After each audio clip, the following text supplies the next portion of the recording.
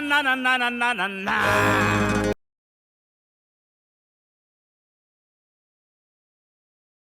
Our lovely member, Larry Brock, MP. He's going to give an introduction for Mr. Poilievre. Then Mr. Poilievre is going to give his introduction, say what's on his mind and what's top of mind for the Conservatives. And then we will take questions. We have a list of our questions and outlets who want to ask them. I hope that we can get through as many of you as possible. I know that there's a lot of us and that we have a lot of important topics to discuss, but MP Brock is going to list them off. Each outlet, when it's your time to ask a question, please ask one question and please make it short, right? Please respect your other members of the media. We want to get through as many of us as possible. So quick question. As soon as he answers, we're on to the next question, right? Please no back and forth, please no follow-ups. Oh, but I have this. And if you can avoid a very long preamble, it's, Mr. Poilievre, here's this, what do you think? Or this, right? That's how we, that's what will make this work best, right, for all of us. So thank you very much. We're going to get started in about 2 or 3 minutes here. So please be ready, and we'll get started. Good to see you. What a Canadian crowd. We could hear a pin drop until you arrived. Yes. Wow, what a crew, eh? Yes. Good to see you. Fantastic. You all know the prosecutor? This is our Shadow Minister of Justice, who's tasked with prosecuting corruption and putting bad guys in jail. What do you think? Good idea? Good idea. And we've got a lot of bad guys out there. Too many bad guys. Do you want to kick it off? Yes, absolutely. Right. Thank you, Leader. Good evening, ladies and gentlemen. Pierre Poilievre is the leader of Canada's Common Sense Conservatives. He grew up as an adopted son of two school teachers. His wife, Anna, came to call Canada home as a refugee from Venezuela. Canada made and kept them a promise that anyone from anywhere can achieve anything, that hard work pays off with powerful paychecks that buy affordable food, gas, and homes, and safe neighborhoods. That promise, however, is broken after 9 years of Trudeau. Pierre's mission is to bring home Canada's promise. His common sense plan is to axe the tax, build the homes, fix the budget, and stop the crime. He wants to bring home the country we knew and still love. Ladies and gentlemen, please give a warm welcome to the leader of the Common Sense Conservatives and the next Prime Minister of Canada, Pierre Poilievre. Thank you. Thank you very much. Thank you very much, Larry, and thanks to all of you for being here today. It's great to be back in this great metropolis and to reach out to all of the independent media that's not controlled by the state and by the big corporations so that we can speak directly to your many readers, listeners, and subscribers. I think we'll start with the obvious fact that everything right now in Canada, everything is broken.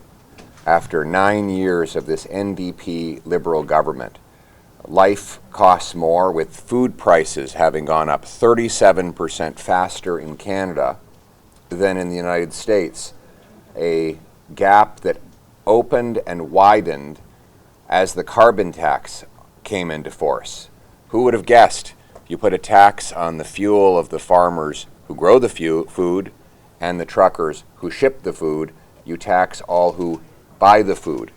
Now we have a record-smashing 2 million people lined up at food banks every single month after 9 years of NDP Liberal policies.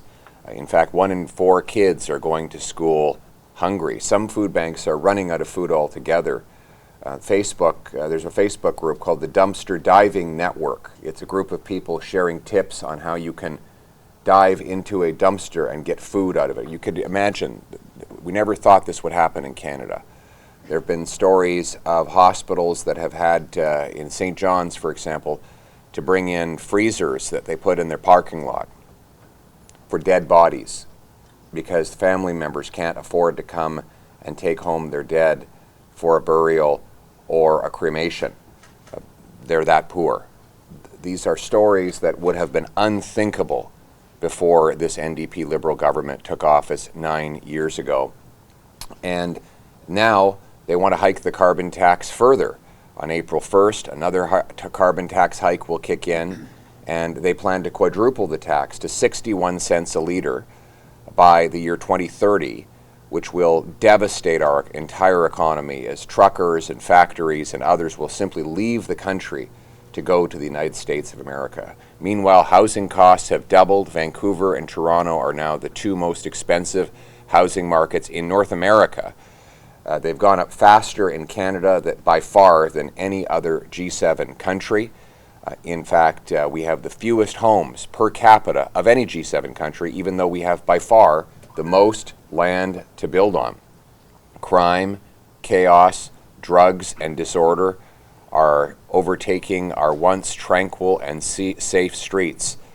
Immigration is totally out of control, with population growth 3 times faster than the growth in the housing stock, with massive rampant fraud in the international student program, in the temporary foreign worker program. Our young people can't find jobs because multinational corporations are bringing in low-wage workers from poor countries in temporary positions at Tim Hortons and elsewhere. All these workers are good people, they're decent, hardworking, they're making great sacrifices, but they are being exploited by the greed of government and corporations combined. Our immigration system was the best in the world before this NDP Liberal government took over. And of course now, in this moment of incredible weakness, President Trump, who built his career in the most cutthroat real estate market in the world, Manhattan, the jungle of New York real estate, he can spot weakness from a mile away. And he looks at Canada under the NDP Liberal government of Trudeau, Freeland, and Carney, and he sees weakness. So what is Trudeau doing now? Well, they're going to change the name of the leader, but they're going to keep everything else the same. They're going to bring in either carbon tax Christia or carbon tax Carney. But both of them are just like Justin. They all supported his carbon taxes. They supported his housing policies, his immigration policies. In fact, carbon tax Carney, the only disagreement he had is he said that carbon tax should go up faster and higher than Trudeau was raising it. And so they will try to trick you, though. They will, right before the election, they'll say, oh, we've changed. We're completely different. Ignore everything we've done for the last 9 years. But of course, they haven't changed. If they were ever given the chance, they would not only do the same destructive woke agenda, but they would do it on steroids. So the answer, my friends, is we have to fire this NDP Liberal government and bring home the country that we knew and love, a country where hard work earns a powerful paycheck and pension that buys affordable food and homes in safe neighborhoods. That was the promise of Canada. When I was a kid growing up to 2 school teachers, they taught me, if you work hard, you can do anything in Canada. And they were right. That was the country my wife came to as a refugee from Venezuela. 6 people in a small basement apartment in East End working class Montreal. Her dad would go out into a farm field and pick fruit so that he could pay the rent. That's how they started, and now they've all been very successful. That's the dream every Canadian should enjoy, and we're going to bring home Canada's promise with a common sense plan to axe the tax, build the homes, fix the budget, and stop the crime. We will axe the carbon tax to lower gas, heat, and grocery bills. We will cut income tax so that hard work pays off and you bring home more of each dollar you earn. We'll take the GST off, the federal sales tax off new homes to save you up to $50,000 on your purchase. And I will reverse the capital gains tax increase that Chrystia Freeland brought in her most recent budget, so that our small businesses and home builders and other entrepreneurs can grow and hire more people and benefit from the sacrifices that they make. In fact, I'm going to pass a big, beautiful, patriotic tax cut. It's going to be called the Bring It Home tax cut. It will cut taxes on work, investment, making stuff in Canada, home building, and the purpose will be to bring home paychecks and production to this country. We've lost $500 billion of investment from Canada to the U.S. in the last 10 years alone. That means our investment dollars are building American pipelines, American mines, American business centers, American technology. I want to bring that money home for our people, but it means we need to lower taxes and speed up permits, make this the best place on earth to do business. We will stand up to President Trump's threats. We will never be the 51st state. In fact, we will be more independent and sovereign than ever when I rapidly approve energy and resource infrastructure so that we can do more of the value-added jobs here in Canada rather than just giving the Americans our raw material and having them profit off of it. But the only way to do it is to have fast permits, low red tape, and very low taxes.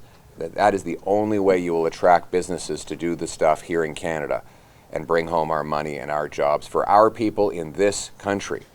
We will have homes again. We're going to build more homes. Not only will I take the sales tax off new homes, I will incentivize local governments to speed up permits, free up land, and cut development taxes to build 15% more homes per year.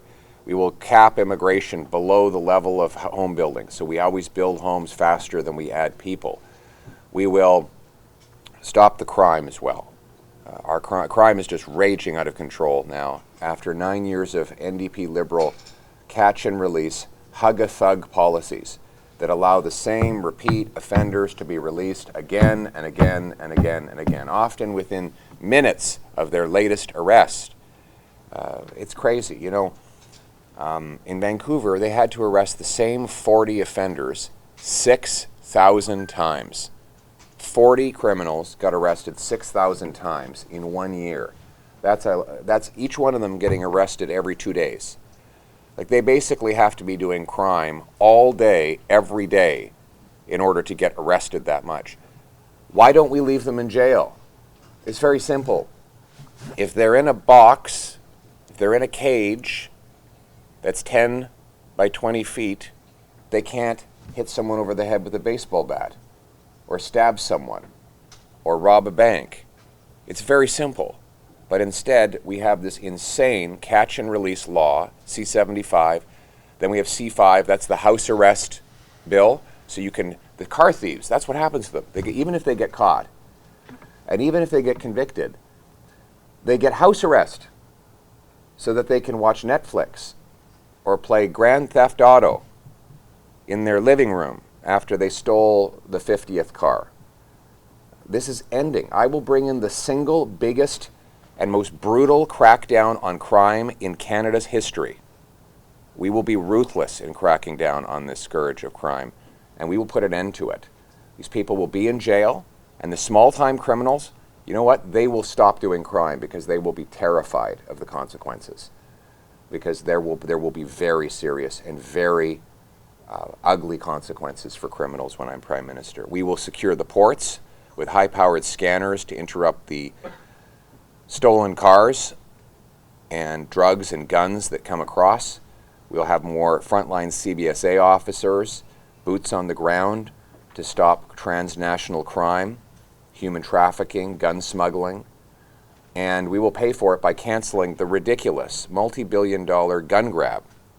They want to take away the property of licensed, law-abiding, trained and tested hunters and sport shooters. We know that the licensed firearms owners are not the problem. Anyone who's going to hand over their licensed firearm to the government is by definition not a criminal. So that's not the guy we need to go after. We need to go after the guns that come in. 82% of guns for crime in Toronto come from smuggling. They're already banned. They're already illegal. We need to ban the criminals. We're going to ban drugs. Shut the drug dens, no more of these consumption sites that terrorize and ruin communities. Instead, we'll put the money into treatment and recovery services to bring our loved ones home drug-free. We will end the abuses of our immigration system, including by reducing the numbers, ending the abuses in the temporary foreign worker and international student program that have grown up under the NDP Liberals. And we will keep our nation safe with a stronger military. I intend to cut foreign aid, and I will put that money into rebuilding our armed forces. Bring our money home for our soldiers, sailors, and airmen to secure our North American continent. And what I will say to our American friends, we want a secure North America, but we need a strong economy to do it. Drop your tariff threats. Let's deepen our trade ties. And we will use the resulting economic growth to help fund a bigger, more powerful Canadian military that will keep the Russians, the Chinese, and other aggressive players out of our Arctic, that will keep us secure and safe from terrorists and drug runners. This is how we will be strong. We will take back control. Everything is out of control right now, but we are going to take back control of our lives and our country. We're going to bring home Canada's promise and make this the best land of opportunity the world has ever seen. Thank you very much. Let's bring it home. Thank you, Pierre, for that very clear and detailed. Moving on to Hindi Times. Hi, Pierre. I never thought that my number will come so early. Anyway, my question is a bit long. Under the Trudeau administration, relationship became worse between India and Canada. So much so that India has compared its relationship, Canada's relationship, as compared to Pakistan. And I will say that similarly, Mr. Trudeau has put India equal to China for interfering in Canadian politics. Now, right now, the relationship between India and Canada is at the worst situation. When you become a Prime Minister, how are you going to tackle it? And especially, you know that Harjit Singh Nijjar's issue was dominant everywhere. And so, were you briefed about it? And what is your take on it? As India is a democratic country and Canada is also a democratic country. Well, I will put Canada first. Canada first, Canada first, Canada first. Everything we do will be about making Canada stronger, safer, and richer. We will work with all democratic allies around the world to achieve that. We need a strong professional relationship with all of the democracies of the world. Obviously, that does necessarily include India, which is the biggest, the most populous democracy on planet Earth. As for Mr. Trudeau talking about foreign interference, my answer to him is release the names. He claims that there are MPs that have participated in interference by foreign governments. He says he has intelligence of that. Don't keep it secret. Make it public. Put the names out there. I'm not worried about it. I have nothing to fear of the names being public. I'm confident that I've seen no evidence to suggest that Conservative MPs behaved inappropriately. But if I'm wrong, prove it. Put the names out. You know, it's very interesting. Justin Trudeau goes out and makes allegations against other Canadians, but he says he can't tell you who those other Canadians are, and he can't give you any of the evidence. This is insane. Release the names now. I have nothing to fear, and nor should he, unless, that is, he and the Liberal Party are as compromised as I suspect they are. Thank you. Moving on to Darshan Maharaja. Thank you, Mr. Poilievre. Thank you, Good to Darshan. see you again. Likewise. My question is about the additional capital gains tax, which we learned recently that it is already being collected by CRA. Now, from a layman's point of view, I think this is illegal. But my question is a little bit broader than that. How do you prevent public service from overstepping its authority and in fact encroaching on the authority of the Parliament? Thank you. Well, good question. First of all, the capital gains tax increase will make Canada one of the most highly taxed jurisdictions for investment in all of the developed world. So it's very simple.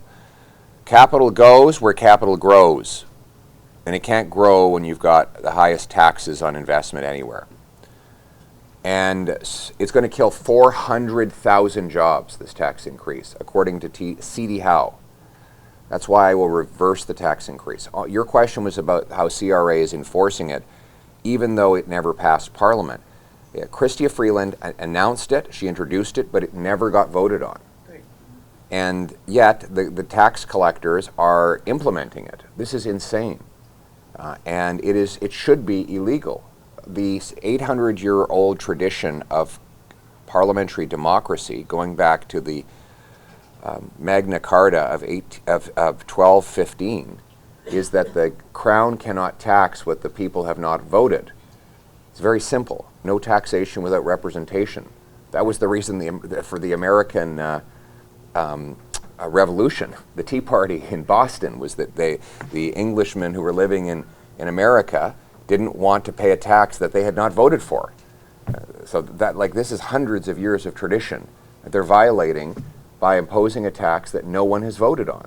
It's totally illegal, and it's not the first time. When COVID started, Chrystia Freeland and Justin Trudeau tried to pass a law allowing them to have unfettered ability to raise any tax to any level at any time for any reason without a vote in Parliament, which tells you exactly what their agenda is. They think all your money is their money. That is the hardcore socialist mentality that they have. It is very dangerous. It is destructive to our economy, and it's why so many people are so poor. When I'm Prime Minister, it will end. I will be cutting taxes, massively cutting taxes, and I will be cutting bureaucracy. You mentioned bureaucracy. I will be cutting bureaucracy. We don't need so many costly bureaucrats. We're going to slash the bureaucracy, and we're going to slash the consultants and all the money that's being wasted in this big, fat, morbidly obese government. Thank you. Thank you. Next up, Fairchild TV. Hi, good evening, Mr. Poilievre. So as you talk about fight rising crime, stop the crimes, we know there are many jewelry robberies happened in Markham and Richmond Hill recently. So how will you protect the local Chinese community businesses and property safety? We're going to lock up the criminals. There will be mandatory prison time. So anyone with a rap sheet, a long rap sheet of crime, will be ineligible for bail, probation, parole, or house arrest. They will go to jail and they will stay in jail. And I think we need to change parole. Right now, parole, it's an automatic right, basically, isn't it? Yes, it is. You get convicted and the judge says, okay, your sentence is 5 years. But 5 years doesn't mean 5 years. It means, what, a year and a half? Actually, even worse than that. They're eligible after serving 1/6 of a sentence. 1/6. So 1/6. so So in this case, 5 years, 10 months. They're eligible. and that's basically automatic, isn't it? It is. Like, you should have to serve the entire sentence, and maybe we should bring in something where they earn their release through, not just by behaving well. Behaving well should be the bare minimum, but by doing exceptionally positive action in prison, like doing a work program or getting a skill set or taking regular drug tests to prove they're no longer addicted to drugs. We can't just let people out automatically on statutory parole, and I will be getting rid of that. The sentences are going to be very long. And if that means more people in jail, then we'll be doing double bunking. There'll be more than one prisoner in each cell. And you know what, though? I don't think there'll be more people in jail because I think many criminals will be frightened and they will stop doing crime. So that's the approach we're taking. Jail, not bail. Jail, not bail. Thank you. Thank you. Moving next to Latinos Magazine. Hi, Mr. Poilievre. Luis Ibarra, Latinos Magazine. Building a strong and diverse team is essential for leadership, especially here in Canada. Have you considered what qualities and perspective you will prioritize in your team? How will you ensure your team represent diversity in Canada? Well, my recruitment is going to be based on the merit principle. People who are the most qualified are the ones who get the jobs. And they're going to have to win nominations by selling the most memberships in their neighborhoods. So we don't appoint candidates to run for us. We let the local party membership choose the best local candidate. So I basically say we live in a free and open country. You want to be a member of Parliament for the Conservatives, go and sell the most memberships and win the nomination. and you'll get elected. That's how I want the economy to be. Hard work, talent, brains will drive promotions, demotions, and success. And that's my approach. I think we need a colorblind country where we judge people by the content of their character, not the color of their skin, where anyone from anywhere can do anything, regardless of what their name is, where they come from, where they were born. That's the Canadian promise. Thank you. Thank you. Far West Herald. Hello. Yes, hi there. I'm more interested on the economic vandalism that you have mentioned. Mm-hmm. Like a lot of times, one would be the capital gains tax hike, Mm-hmm. the corporate welfare and subsidies, let's say the 9 million on edible crickets, Yes. 1 billion green slush fund, Yeah. 50 billion from MasterCard, and then Yeah. of course the carbon tax and environmental regulations. I'm just wondering what happened after or were there any investigations or On, any closure? on all of those? these, yeah, well, there's ongoing police investigations, and some of the Green Slush Fund is now under police investigation, isn't it? It is. Do you want to give us an update on that investigation?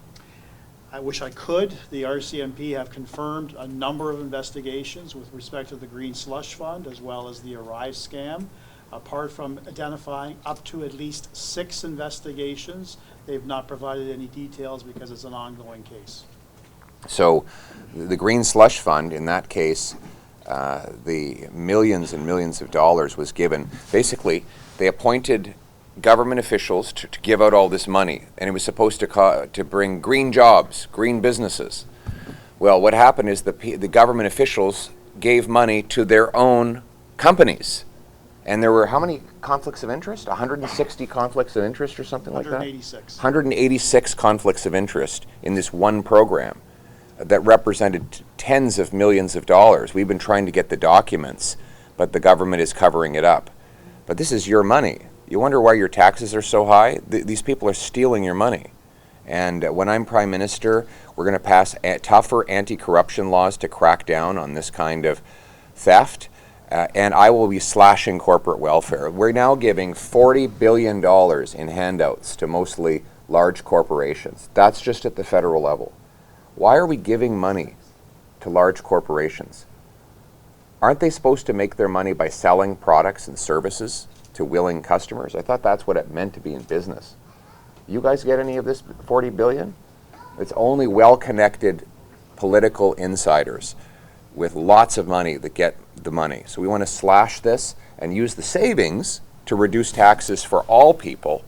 That way, and businesses. That way businesses keep what they earn rather than taking what you earned. You agree with that? Yeah, and we haven't put closure yet on the We Foundation. Oh, the We Charity, that was another scandal. Yes. Yes. Thank you. Moving on to Canada, your new home. Thank you so much for your non-stop efforts. We Thank you. appreciate it. And the question is about those people who are afraid when the Conservatives are in power. It's going to affect the immigration sector. It's going to be more strict and, stricter policies. So what would you say to that? Well, it has to be stricter. I mean, it's been the last 9 years have been a total disaster. Look around you. Has this been good for immigrants? Look at the immigrant communities, how difficult it is to live.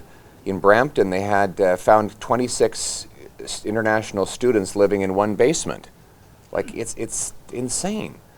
In Canada, we have the highest level of sustained per capita immigration rates pretty much anywhere in the world for 50 or 60 years, and it was not a problem. Because until basically 2021, 3.5 years ago, for reasons I do not understand, suddenly and inexplicably, we went from growing our population by about 300,000 people a year to 1.2 million people a year, out of nowhere. Like, I don't know how nobody even decided on it, or at least nobody talked about it publicly. Do you remember any decision or debate on this in Parliament? Not at all. And the result is we have a housing shortage, we have food bank shortages, we have now increasingly job shortages. We need to take back control of our immigration system and bring in people in numbers that we can absorb into our housing market, job market, and healthcare system. So what I will do is create a formula that will cap the population growth below the growth in the number of homes, jobs, and doctors. That way we'll always guarantee that we have the ability to care for the people who do come here. We'll end the fraud and abuse, and we'll also, by the way, there's some great things we're going to do for immigrants. We're going to bring forward a blue seal that will allow provinces to sign on so that immigrant doctors, nurses, engineers, architects can quickly take a test, prove they're qualified, and get licensed to practice in their profession. That will make those immigrants who are here more successful and greater contributors to our country. Thank you. Thank you. Next up is contact. Yeah, Mr. Poilievre, what's your view on possibility of increasing sanction to Russia due to the war in Ukraine? And also, 3 years ago, Russian airplane was arrested here in Toronto Pearson Airport, and last year, Ukrainian Prime Minister moved forward the idea to transfer this plane to Kyiv. So, what's your perspective on it? Sir, what was the last part? The Ukrainian Prime Minister, like he said that that's going to be like a good idea to transfer this plane to Ukraine. So Oh, okay. What's your idea on it? I'd have to look more into this particular plane, but It's the huge plane right here in Toronto, Houston. Yeah. Like everyone's like know about you. okay, I'll have a look into that. Thank you for raising that. You know, we supported sanctions. We are against Russia's invasion, unprovoked invasion of Ukraine. We think one of the best ways we can help is by breaking European dependence on Russian gas, by sending our clean, green, Canadian natural gas to European markets. And that way we can bring the jobs back home to Canada rather than having that gas, the natural gas market in Europe fund the Putin war machine. We supported giving the CRV missiles to the Ukrainians. Our government was going to dispose of them and destroy those missiles, and the Ukrainians asked for them, and we managed to secure those as a conservatives for the Ukrainians. Hopefully, the Russian, Mr. Putin will realize that this invasion is a pointless enterprise and move on so that the people in Ukraine and the people of Russia can have peace. Thank you. Next up, Waidomashki. Oh, sorry. I didn't actually prepare the question. I didn't want that you had on the list. But actually, my question would be about AI. What do you think about the proliferation of AI and how Canada should be taking part in it?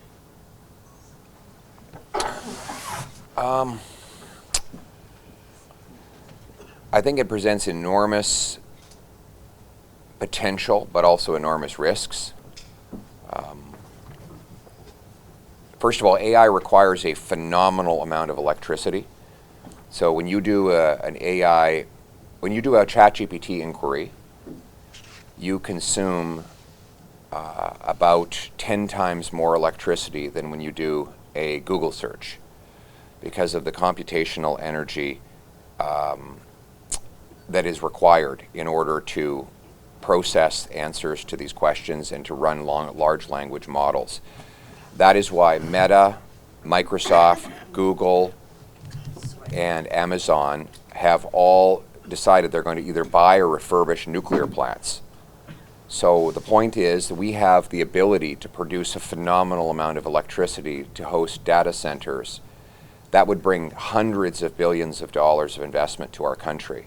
We have clean hydroelectricity. We have the biggest supply of uranium for electrical generation anywhere in the world. We have extremely cheap natural gas. In fact, in Alberta, in some cases, it's almost free because it's a byproduct of oil production. And we could use that to host massive data centers that would bring hundreds of billions of dollars to our economy. So we need to rapidly approve the energy, the mining, the factories, the data centers, so that we can bring that production here to Canada. And that's one of the things that I'm going to say to President Trump. We could be a source of energy for the data-driven economy. Then you won't have to rely on hostile foreign enemies, and you can't the Americans cannot produce enough electricity to do it because they have already 350 million people for whom they need to provide electricity for daily life.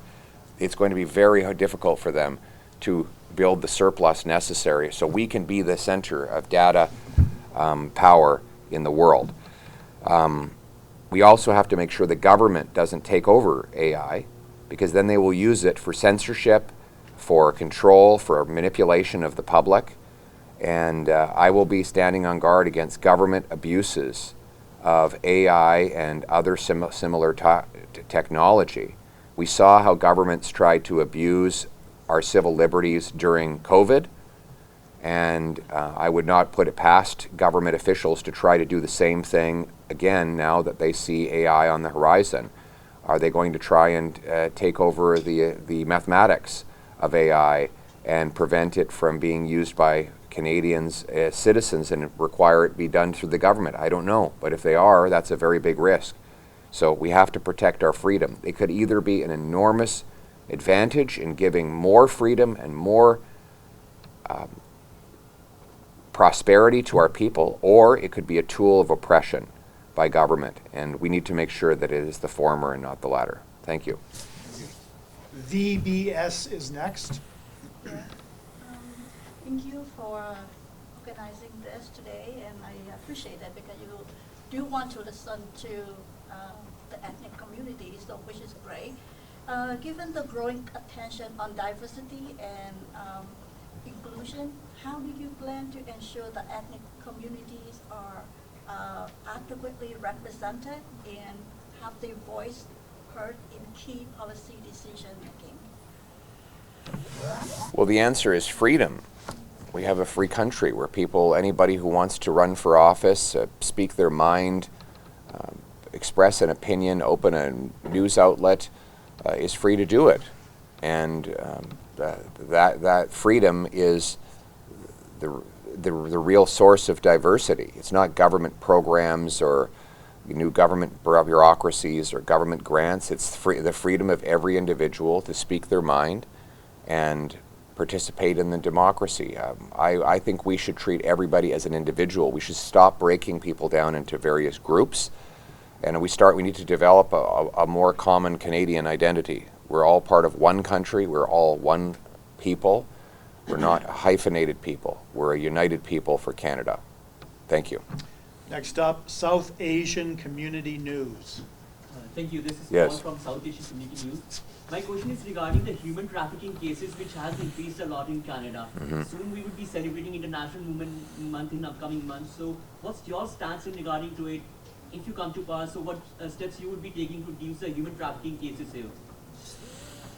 Yeah, my wife has worked a lot on this, actually. She, if you ever go to her Instagram page, she chronicled, I think it was 10 different stories of women who were trafficked. She went and personally interviewed them and shared their stories on her Instagram, and she has been telling me a lot about how it is very hard to get charges, convictions against the human traffickers, and it is extremely pervasive. It is happening all around us. There are women and children who are in captivity in our country who are being sold for sex against their will. This is an appalling scourge. I think we need to give the RCMP more focus on combating this scourge. It is an international crime, which is really the jurisdiction of the RCMP, and we need to bring in much more serious criminal penalties for those who participate. And I think, frankly, anyone who is engaged in human trafficking should be getting a life sentence behind bars, because I think it's as bad as murder, what they're doing. So I want a more robust RCMP team that can identify these crimes, a streamlined approach to get the charges laid, and very long prison sentences for those who the kingpins who are responsible for these human trafficking networks. Thank you. Next up, Hamdard. Good evening, Mr. Poilievre. My question is about the jobs. In Canada, most of the Canadians are struggling to get their jobs. Mhm. In Canada, Canadians say that they have never seen this scenario before. Mhm. So what is your plan to get them their jobs back? Thank you. Great question. We need massive tax cuts for businesses and workers. So our businesses, if we can cut taxes on investment and energy, then our businesses will have more money to hire workers, to start new businesses, to buy more supplies from other businesses. That's how you grow an economy. We need to cancel the job-killing capital gains tax hike, cancel the job-killing carbon tax, and by the way, carbon tax is destroying jobs already. If they quadruple it to 61 cents a liter, there's going to be hundreds of thousands of people out of work, as truckers can no longer afford to bring parts to factories, food to grocery stores. We need to axe the carbon tax. We need to rapidly approve natural resource projects, not just in the West, but Northern Ontario. We have the Ring of Fire with all the most important minerals right there, but we can't get permits. We need to give green light to approve the Ring of Fire and get these projects going so that we can create hundreds of thousands of high-paying jobs that will have spin-offs right across our country. That is our common sense approach to bring home jobs for our people. Thank you. Hala, Canada. Yes. Thank you for inviting us, and it's always great to be here. My question is, like, the ongoing threat by the U.S. and Donald Trump, who's going to be the president in 2 days. What's your plan? Have you discussed this, like, in channels? Have you talked about how you're going to react to this with the U.S. partners? How are you going to work it out? And have you also talked to Tania Smith, the Alberta Premier, about her stand about this issue? Thank you very much. Well, of course, we're in a position of unprecedented weakness because of Trudeau, Carney, and Freeland. They have weakened our country by destroying our economy, taxing our businesses, forcing $500 billion of our investment out of Canada into the United States. Our weakened military has become a major problem for us with regards to the Americans. And of course now Trudeau is trying to divide Canadians against each other rather than standing united against these unjust threats by President Trump. So first and foremost, my approach, I would say clearly Canada will not be and will never be the 51st state of America. Secondly, we will respond with strength. We need a strong Prime Minister who can face these threats and say to President Trump, if you bring in tariffs on us, we'll bring in tariffs on America. And both sides will suffer. Americans will lose jobs, they'll pay more for their energy if they bring in tariffs on our country. I will reach out to American business and union leaders and say that these tariffs and this tariff war is killing jobs for them, and that they should pressure the administration to agree to us removing the tariffs on both sides. We'll also quickly approve resource projects so that we can have more of the value-added jobs here. Why are we so vulnerable? Well, because we've been blocking pipelines. You know, our biggest export is oil and gas. I know it's not sexy to talk about oil and gas, but sorry, it's the biggest net export we have to the Americans. Why are we so dependent on them? Because we don't have enough pipelines to get our product to other markets. 100% of our natural gas exports go to the States. 100%. Even though the Europeans and Asians are crying out for our gas. We have to give it to the Americans, and then they sell it. They buy it for $4. They can sell it for $13. That's how stupid we are. And they do that billions and billions of times every single month. Think about how many dollars they're making. They buy our oil for $60 and they sell it for $75. You know how many barrels? You know how many times they do that a day? 3 million times a day. You think of it, they make $15 on each barrel of Canadian oil we send them, times 3 million. $15 times 3 million. Do the math. $45 billion a day in profit write-up they get on our oil. Why? Because we can't get our oil to any other market. We need to approve pipelines, LNG plants, upgraders, refineries, mines, and other economic infrastructure so that we are not so hopelessly dependent on one customer. That is the only way that we can ever be strong enough to assert our economic independence. Thank you. Have you talked to Prime Asia TV is next. Thank you. Mr. Poilievre, Canadians are struggling and list is very long, starting from crime to inflation to jobs, and very long list. And then came an idea from President-elect Donald Trump that let's merge it, make it a union or North American Union. When we talk to the Canadians, doctors, landlords, and many other professionals, they like the idea too. And we are, as a politician, we are just cancelling out the idea, because when we see the American media, they are in the favor and they are saying it will be a big superpower.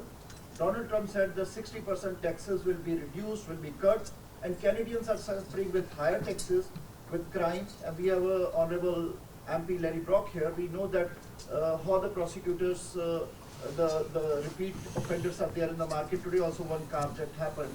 So landlords, the professional tenants are looting them. We are not able to change the laws, whether it was 9 years ago, the conservative government or a liberal government, we are into the standstill. So what you will say, the message to those Canadians, those who are in a favor or float an idea to become a NAU, North American Union, so that we have one currency, one law, and become a superpower in the world, because European Union dollar is stronger than US dollar. What is your viewpoint on that? We will never be the 51st state. We will fix these problems ourselves. We need to tackle the inflation, the housing, the crime problem with a new government. These are not Canadian problems, these are Liberal problems. Every problem you describe about Canada today is imposed by the Liberal Party of Canada, of Justin Trudeau and carbon tax Carney, carbon tax Chrystia. They're the ones that cause the misery that you've described. The answer is not to get rid of Canada. The answer is to get rid of the Liberals. Thank you. Okay, folks, we've got essentially 25 minutes left. Okay. We have to keep our questions short, tight, and we have 18 other outlets to get to. Okay. So that in mind, let's move on to Voice of Toronto TV. Well, good evening, it's Poilievre, from TV and Economic. One of the important questions that I have for you, we all know that you're an awaiting Prime Minister, and what are the first 90 days of your Prime Minister will be, and what are you going to be focusing on in Canada? I will axe the carbon tax. I will take the GST off new homes. I will reverse the Liberal tax increase on capital gains. And I will bring in very powerful penalties for financial penalties for municipal politicians that are blocking home building. Those are things that I will do right out of the gate. It will definitely be within the first 100 days that will happen. All of those things. There are obviously bigger problems going forward, but if you ask me what I'm doing right out of the gate as Prime Minister, axe the carbon tax, axe the sales tax on homes, axe the capital gains tax hike, and put relentless pressure on our municipal politicians to speed up affordable home building. Thank you. Forum TV.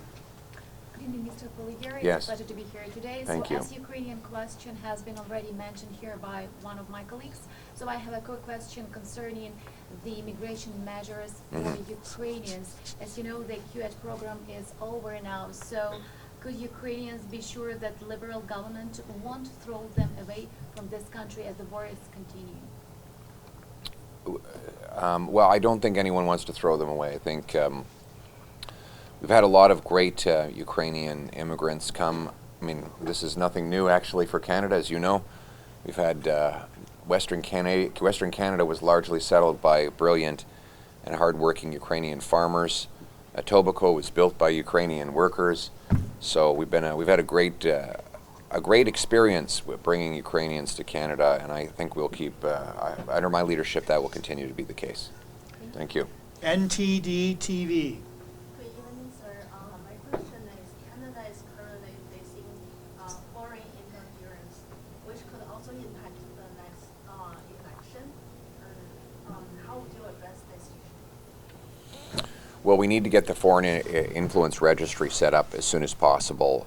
It has been passed into law. It would require anyone who takes money from a foreign government to influence Canadian politics to have their name posted online so that they can be identified. We need our intelligence bodies to act in a nonpartisan way to expose any attempts by foreign governments to influence the outcome of the election. We know that Beijing interfered in at least 2 elections to help Justin Trudeau win. He knew about it. We now know he was briefed on it. He did nothing because he was benefiting from it. And the Liberal Party will always put itself ahead of the country's interest. We need a government that will put Canada first, and that is what we will do to crack down on foreign interference and other threats to our country. Abler HD Canada. TLN. Good evening, Mr. Poilievre. Yes. Jesus Bustamante calling from TLN Media Group. I'm Yes. accompanied by Aldo Di Felice, the president of the company. My question is regarding multiculturalism in DEI.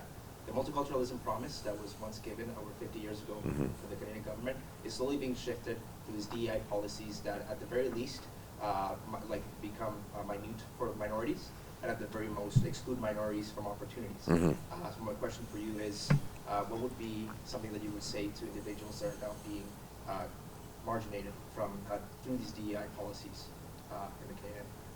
Well, I think DEI is a toxic, Marxist policy that is designed to turn people against each other. It is the woke ideology is to divide people into different groups and then turn them against each other. You know, we used to have in this country a beautiful tradition that it didn't matter where you came from, you could come here, continue enjoying your culture, your food, your songs, your traditions, but the problems that you left in your country of origin would stay there. They wouldn't come onto Canadian soil. And so you had people of all backgrounds living together. It started hundreds of years ago. The Protestants and Catholics, they had been tearing each other's eyeballs out for hundreds of years in Europe. They came to Canada and they got along. And that was the Canadian tradition. We leave the world's problems at the door, and when you come into Canada, you are a Canadian, regardless of your religion. Whether your name is Martin or Mohammed, Chang or Charles, Smith or Singh, Poilievre or Patel, you come here and you're a Canadian. And you're judged by your merit. If you work hard, you follow the law, you get a great life. And if you don't do those things, then it won't be so great. That's what made our country the envy of the world. Now, everyone's fighting with each other. We see foreign conflicts spilling onto our streets in violence like we've never seen before. Fire bombings of churches, synagogues, and other places of worship. Terrorist attacks against mosques, attacks at mandars and gurdwaras. This is not the Canadian way. Hate crime is up 251% in the last 9 years of this radical DEI policy. I thought they'd tell us that it was supposed to bring so much harmony to the different groups. What it has done is divided people and turned them against each other. Why does the government want to divide people by race? Divide and conquer. They turn people against their neighbor so that everyone then turns to the government and gives the government more power to censor, to control, and to direct. We need to do away with that and get back to the Canadian tradition, where anyone who comes here, they're a Canadian first. We judge people on their personal merits, not their race, their religion, their ethnicity, or anything else. That's the country my wife came to as a refugee from Venezuela. It's the country that waves of immigrants have come to, and that is the country we are going to bring home when I'm Prime Minister. Thank you. Flowers TV. Hi. Thank you, Mr. Poilievre, and it's my privilege to be here today. As country is going through the very bad situation, and as the Prime Minister just himself lost his confidence in keeping his promises, and publicly declared his resignation. So I just wanted to address the common problem of the people, like diminishing economy. I think most of them has been covered, and excessive housing price and the cost of living, fall in job opportunities, unsafe neighborhood, and especially the healthcare sector, long wait in the emergency cares, and the shortage of the specialized doctors. Mr. Poilievre, what will be your mission to remove this impediment and to empower the great nation as dynamic industrial power? Listen, I think we have to bring home the country that we knew and the country we still love. This was, we had a big, beautiful, free enterprise economy before the NDP Liberal government, where we removed bureaucracy and taxes and allowed people to work hard and achieve things. We rewarded risk takers, whereas you could go out and start a business, take a risk, you mortgage your home, and it pays off. You got to profit and enjoy the blessings of your own work. We allowed our workers to get ahead. They keep more of their paychecks. So if they got an overtime shift or they got a bonus, they got to bring that money home for themselves. That's the country I want to restore. Let's make this a big, open, free enterprise economy with boundless opportunity for anybody who's prepared to work hard. That's the Canadian promise, and that's what we're going to bring home. Thank you. Next up is Love Bay. Thank you very much, Mr. Prime Minister. Thank you. What ideas or thoughts that you have concerning entrepreneurial development, especially at the small scale level? Because many of our great Canadian ideas go to be developed in other countries. Yes. Because of the net you have to go through. Yes, you're right. So we need to get rid of red tape, speed up building permits, get rid of the capital gains tax increase to reward people who risk their money on new ideas.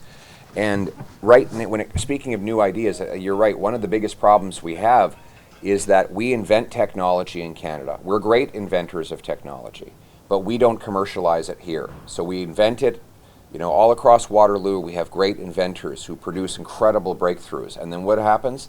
They get bought out by the Americans, the Irish, the Swiss, the Singaporeans. They take our technology as soon as it becomes profitable. Why is this the case? The answer is we're a great place. Canada's a great place to take money. It's a terrible place to make money. If you want to get a grant to develop a new technology, you can get a grant. You develop the technology, and wow, you say, I've got a breakthrough now.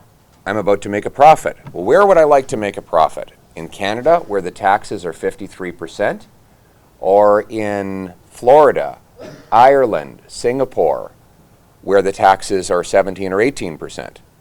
And so as soon as either the idea or the person becomes profitable, they go where they can enjoy that profit. And that's not Canada. So we need to cut taxes in Canada if we want to keep our best investors here. You go to Waterloo today and you say to a young graduate of a master's program in electrical engineering, here's your choice. You can go to the United States, you can buy a castle for $500,000 in some U.S. states. You pay 20% income tax and you earn American dollars. Or you can stay in Canada, pay 53%, and by the way, it costs you $1.4 million to buy a home, and you earn Canadian dollars. What choice do you think they're going to make? That's why we're losing our brain power, our capital, our businesses. And I want to bring it all home by cutting taxes and red tape, make this a great place to make money again. Thank you for your question. So folks, this is where we would normally end. We'll had keep a hard going. stop at 7:30, but Mr. Poilievre is graciously offering more of his time for a few more minutes because of the exceptional turnout. Yes. So next up is EI Popular. Yes, sir. Mr. Poilievre, 9 years ago, we believed Mr. Trudeau's promises. What makes you believe that we can believe yours now? Well, look at what I've done for my entire career. I've been saying and doing the same thing since I got into politics in 2004. When I was part of the previous government, I helped cut the GST from 7 to 6 to 5%, cut income taxes, cut small business taxes, passed pro-energy laws, helped balance the budget, passed tough on crime legislation. When I was housing minister in 2015, the average house in Canada cost $450,000, and the average rent on a one-bedroom was $900. So that's my track record. You predict someone's future performance based on their past actions, and those are my actions, and they are the best indication of my future actions. Thank you. Okay, folks, we roughly got 10 minutes left. We have 11 outlets. Let's keep these questions very, very short. BCC TV is next. Thank you so much. Honorable, I celebrate you. Thank you. I want to just ask a question regarding the healthcare and the privatization. Representing Black Community Canada Television, there are concerns that your campaign's emphasis on reducing wait times and increasing efficiency in healthcare, that it could actually lead to privatization. So please, can you clarify your stance on privatization and how you would balance the needs for efficient healthcare with the principles of universal access and public delivery? We believe that no one should be denied health care because of an inability to pay. After 9 years of the NDP Liberal government, we have increasingly privatization already. We have an increasing number of Canadians who are already going to the United States to get care out of pocket because the system is overburdened here in Canada. 2023 was the first year on record where we actually saw the number of doctors go down, even as the population of Canada grew by 1.2 million people. Obviously, that is an unsustainable dual trajectory. Fewer doctors and 1.2 million more people. So a lot of this I can't administer because it's provincial. The provincial governments run the healthcare system. We send a check. I said that I'll continue sending increasing healthcare transfers to the provinces. But I'll also work with the provinces to get a Blue Seal professional licensing standard right across Canada so that the 20,000 immigrant doctors and 32,000 immigrant nurses who cannot work in Canada today can take a test, prove they're qualified, and get working with a license that allows them to move to any province or territory. That would free up a lot of doctors for a lot of people. So there's a practical idea that wouldn't actually cost money and that would bring a lot of doctors to people who need it. Thank you. Why media? Hey Pierre, how's it going? Yes, sir. From Why Media. Thank you. Well, we all know the two front runners for the Liberal leadership, Mark Carney and Chris Freeland. I wanted to know what your remarks are on them, and is there anything that you're looking out for with both of them? Carbon Tax Carney and Carbon Tax Christia are just like Justin. Christia Freeland has been in charge of the budget for the last 4 years. How's the economy been doing? I don't think I need to say anything more about that.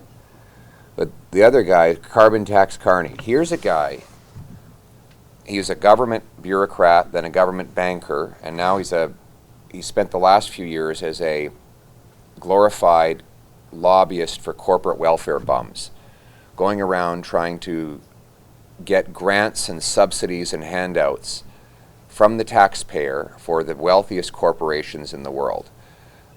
And by the way, he has the most radical policy agenda. He believes the carbon tax is too low. He has said it on the record. He thinks the carbon tax is too low and needs to go even higher than Trudeau has already placed it.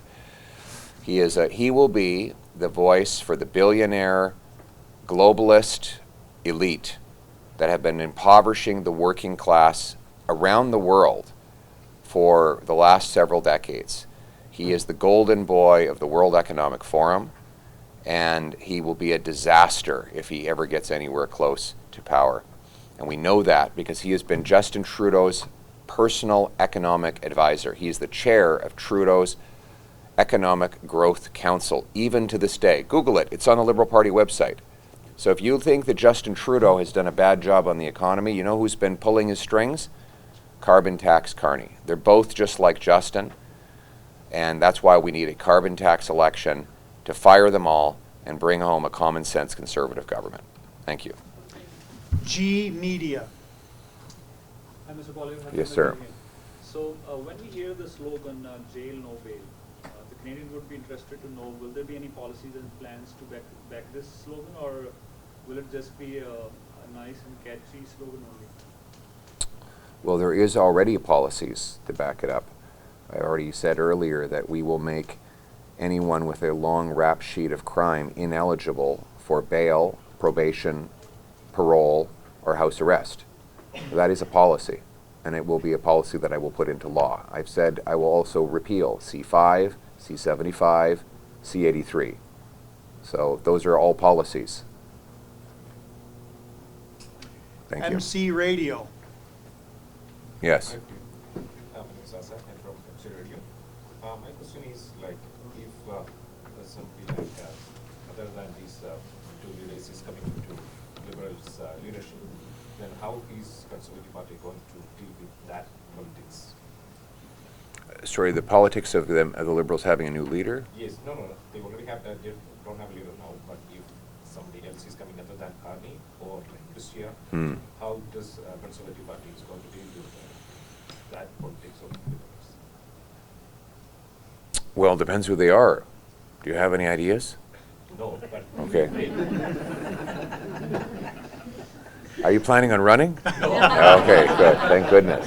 You'd probably be better than any of them. But in politics, anything can happen. That's true. That's true. Good reminder, eh? Yes. On March 24th, you have to do something. That's right. That's a good point. Yeah. You give me something to think about, that's for sure. Thank you. I can't comment on what I haven't seen.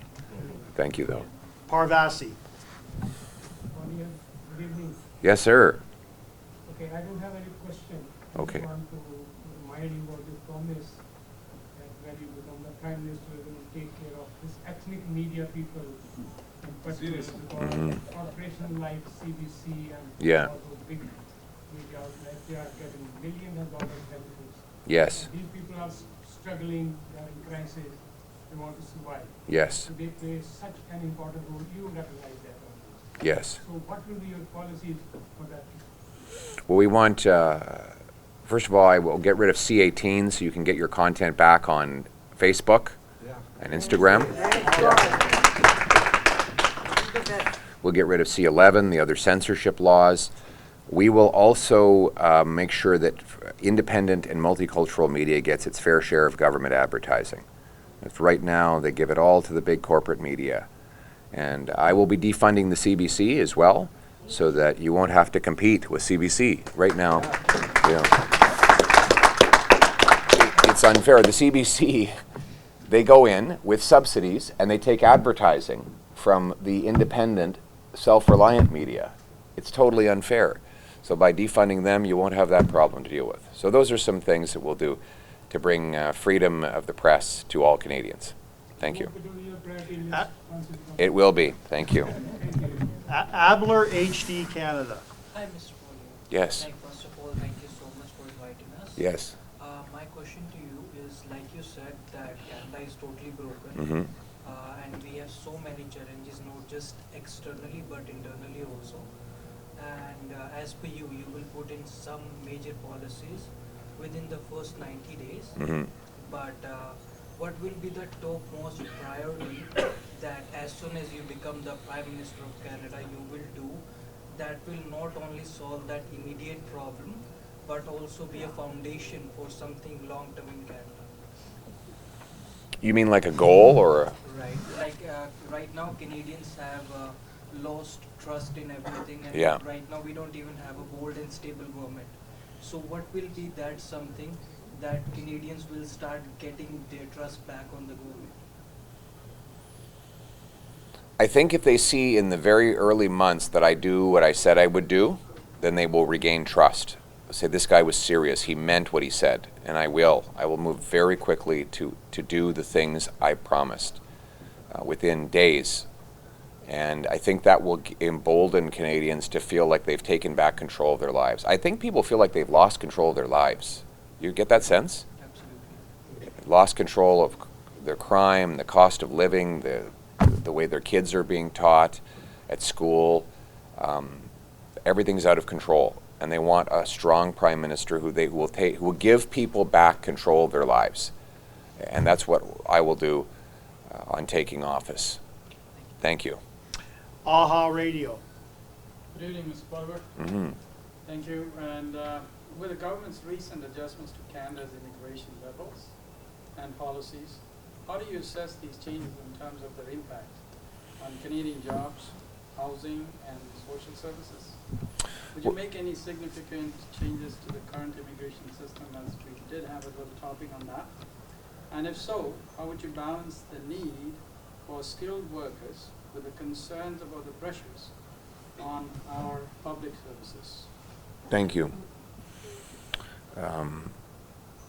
They've made a lot of bold reversals in the last 6 months. You know, they brought all the problems they say they're solving are problems they created themselves.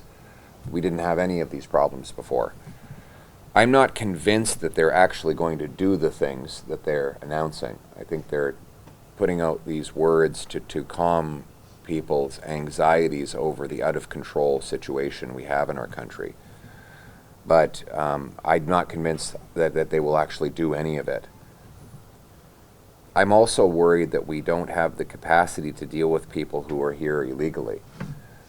The government published a report 6 weeks ago which said that they didn't know how many people are in Canada illegally, but that academic estimates are somewhere between 20,000 and 500,000, but, and I quote, there could be more.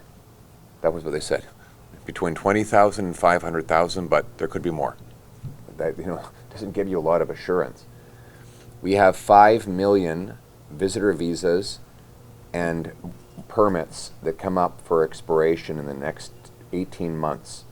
That's probably some duplication there, so it's not necessarily 5 million people, but it's millions of people. What if they decide not to leave? What if they try to go south? How do you think our American friends will take it if people who are in Canada on expired permits head south of the border? I think we're going to be in big trouble. So we are going to have to identify people whose permits are expired and no longer have status here, and find a way to send them back to their country of origin. We're going to have to rapidly process refugee claims, because there's now all of a sudden this enormous spike of people who are claiming refugee status, even though they were never refugees. So how are we going to process those? We need to speed up the processing, tackle fraud, and quickly remove people who are false refugee claimants. All of these steps are going to be necessary to take back control of our immigration system, our borders, and our country. Thank you. Ladies and gentlemen, we apologize we for can plow not through. being able to get to everyone. Let's plow through. Let's plow through. Okay. Plow through. Okay. Next is Awaz. Yes. Honorable Leader. This is Muhammad Oh. from EWAS. What? Oh, we have 2 people from EWAS. EWAS? I like. I don't know about anybody else. You go for it. Yes. Thank you very much, Yes. Honorable Leader. My question to you, first of all, thank you very much. One of a very good news what we got is for the doctors and nurses. Yes. That you do have a very good policy in place for them. Yes. So my other question is, for the young people, I understand those investors, they can buy houses, and I know that is your priority to resolve that problem. What about the young people, those who want to buy the first time home? They do have very many hurdles about the mortgages and all those things. And it is a common saying that a young couple or a first time home buyer, it has become very difficult to buy the first home for themselves. Yes. Do you have any plan for that? Yes, I'm going to axe the GST on new homes. I'm going to push the provinces to take their provincial sales tax off. That would right there would save over $100,000. The biggest cost for a new home in Canada today is government. Government, government, government. It's the government fees, charges, taxes, delays, consultants, lobbyists, lawyers, accountants that you have to spend money on. We spend more money on bureaucracy in each new home than we spend on the carpenters, electricians, and plumbers who actually build the homes. We have to slash that bureaucracy. So I will be requiring municipal governments to cut their fees, their wait times, and to free up land if they want to get federal infrastructure money. And I think we should have a nationwide campaign to get all governments to lift taxes off home building. Federal sales tax, provincial sales tax, and excess development charges. That makes up 1/3 of the cost of a home in Ontario today. We need to slash that. And I think I would encourage you to push all politicians at all levels of government in all parties to take taxes off home building. Do you agree with that? Let's do it. Yes, absolutely. Next is Awaz Entertainment. Hi, this is me, Mr. Poilievre. Good evening. Great to see you again, sir. Thank you, Awaz. Very nice strategy, cut the taxes and everything, but please make sure this benefit goes to the consumer. The people who own this house, first time or this is their capital home. Yeah. This is principal homes are at risk at this moment. Yes. Because the builders, they're looking as, or the investors as devils. They are looking as enemies. They want to do anything to take their home. If it is not controlled, you will probably have, in addition to 800,000 homeless in Ontario, probably more very soon. So this is the suggestion, this is the concern actually. You come from people. They like to see you as a prime minister. They see you, you're the person who can face the crisis we are facing as a nation. So they see you doing it very well, and you are the best choice at this moment. Thank you. I'm very sure next time we meet you will be prime minister. Thank you. And we will support you all from the bottom of our heart. Thank you so much. Please make sure, because they grabbed us. They gave us a promise that interest rate will never go up or will be there for some time. But then 8 consecutive increase has crushed many people. Yeah. Now the builders are crushing us, and the banks are. We need some support. When you do that, please make sure the benefit goes to these consumers, not to these builders and the banks. Thank you so much. That's a good feedback. Thank you. Thank you. Oxygen TV. Thank you, Mr. Poilievre. I have 2 quick questions. One of them, there is a rumor in the media says that the Conservative will cut some of the family payments like tax, child benefit. Please confirm or correct. The second thing, you did say that you will have another way to sell our oils through the Europe or Asia. Yes. It was not successful in the past 70s and 80s. How will you make it successful this time? Thank you very much. We are going to protect and preserve the Canada Child Benefit. It was the Conservatives that originally brought in that benefit, and we will protect and preserve it when I'm Prime Minister. We want to put money directly in the pockets of parents. We need to repeal C-69, the anti-energy law. We need to grant rapid permits to LNG plants. So, as I said earlier, the natural gas price in Canada today is $4 per million metric British thermal units, $4. It's $13 in Europe. So we can sell something that costs us $4 here for $13 there.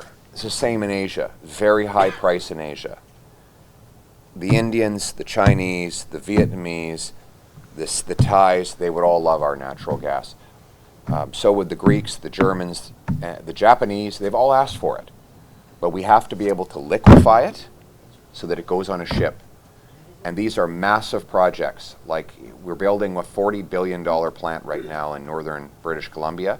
There's a second one that's going in Squamish already. Very slow approvals though. It's taking 14, 15 years to get approved. We should approve these things in 10 months.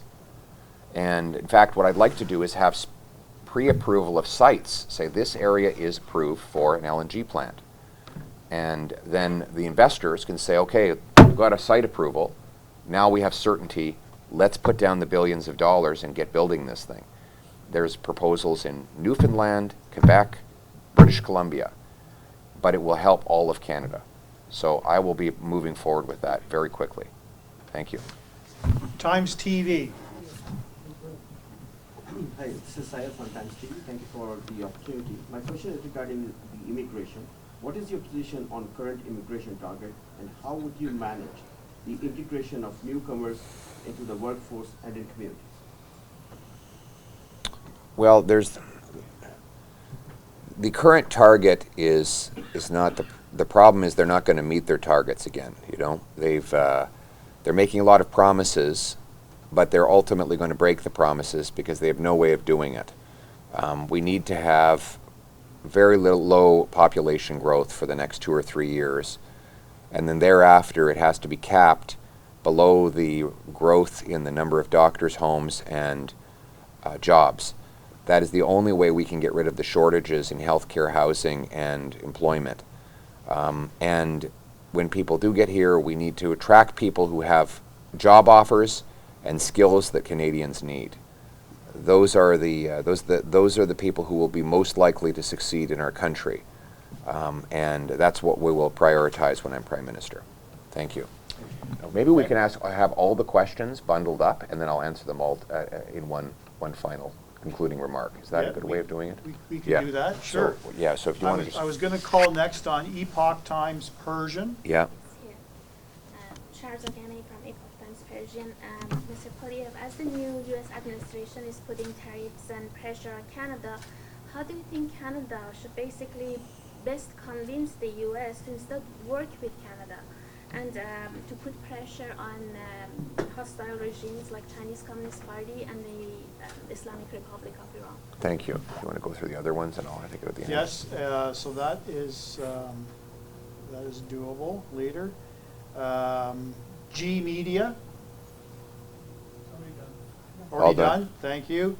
Pakistan Times. Yes, that's fair. I'm Safir. I just have a question you already answered. I think thousands died on a healthcare list on a waiting. So, to 2024. Yeah. So that's what my concern. That what are we to take actions already? Okay. Anyone else? New Pathways. Go ahead. Mr. Poilievre, taking into account the fact that your party didn't support the Canada-Ukraine Free Trade Agreement, our leaders would like to hear from you what concrete steps you plan to take to support Ukraine in its fight against Russian aggression. Especially, do you plan to allocate 2% of GDP to Canada's defense sector, or do you have any plans to increase humanitarian aid or supply military equipment to Ukraine? And the last one goes to Senthamurai. Yes. Thank you for the opportunity. I have a question. What can Canadians expect from you in the initial month of taking office as a Prime Minister? What will be priority of change? Thank you very much. So the first question, we are willing to work with the U.S. administration to combat hostile foreign powers, especially the Iranian regime. We led the charge as Conservatives to criminalize the IRGC. I want also to identify the 700 plus IRGC officials that are in Canada today so that we can deport them. We need to increase sanctions against the Iranian regime and cripple the finances of their members, and continue to support the freedom movement, the Women Life Freedom Movement in Iran, and I'm sure that the U.S. administration would agree with us on that. We will also support the administration's efforts to get an expanded Abraham Accord to unite the Gulf Arabic countries with Israel in a permanent peace. That, of course, will require isolating Iran, which has been the provoker of all the violence we've seen in the Middle East over the last several years. So that's where we stand on that, and we will be prepared to work with the U.S. administration to achieve that goal. On healthcare, again, I think most of it is provincial. I can't run the hospitals as a federal Prime Minister, but we do need a blue seal to get immigrant professionals licensed and working in our healthcare system. We opposed the Canada-Ukraine Free Trade Agreement for a very specific reason. It included promotion of a carbon tax. It's right in the text, so it shouldn't have been in there. And I don't know why we have a carbon tax in a trade deal. It's never happened before. I'm running an entire election campaign on Axe the Tax, and there's a carbon tax in the trade deal, so I'm voting against it. Are we going to meet 2% NATO target? Well, my focus is on getting the best equipment and the best soldiers, sailors, and airmen to our forces, and it's not on how expensive we can make the armed forces. So it's really easy to spend a lot of money on anything. It's much harder to get results. In the Harper era, we didn't spend 2%, but we bought the Globemasters, monster aircraft, enormous planes. We bought the Hercules tactical airlift. We brought the Leopard 2 tanks. We bought incredible military kit for our frontline forces. We helped crush the Al-Qaeda in southern Afghanistan, and we did it with less money. You know, I don't know, would NATO have preferred if we had spent more money on bureaucracy, botched procurements, and other waste so that we could say we were at 2%, or would they have preferred that we actually went in and did our job of crushing Al-Qaeda? That was the job. So I'm going to be focused on delivering for Canada's security with a more powerful military that protects our continent, more than I'm going to be focused on doing it in the most expensive possible way. We need to do things, we need to get more value for our money so we can keep taxes down while keeping support for our troops high. Again, the first steps of my priorities on taking office: axe the tax, build the homes, fix the budget, and stop the crime. Hear, hear. Thank you very much, everyone. Great to be with you. If everyone can remain in the seats, the leader has to get to another event. Thank you very much. Thank you very much, everyone. Great to be with you. Many blessings. Bye now.